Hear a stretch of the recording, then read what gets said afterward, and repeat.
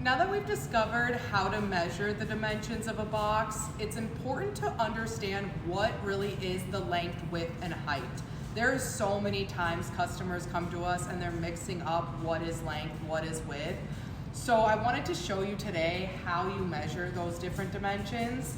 First off, with a corrugated box, just a standard RSC shipping box, the length is always the flaps that are first opening. That's gonna be your length. So on this box, the length is the long side because that is how it opens and the side that the box hinges on. The width then is going to be the next dimension across the top here. The flaps that are on the inside, essentially, you can count as the width. And then of course the height is the height of the box. When you look at a front tuck style box like this, and now you're trying to decide what's length, width, and height, the area where it hinges is always the length. So on this example, this here is the length. This would be the width. Back in the depth, again, your smaller flaps.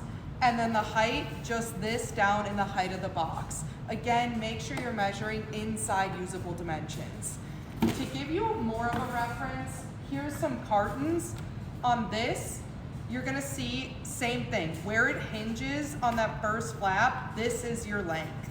Oftentimes in cartons, it is gonna be the longest part of your box, where that hinge, and then the lid, that's your width, and then height. As you can see, it's not always going to just be the longest dimension of the top.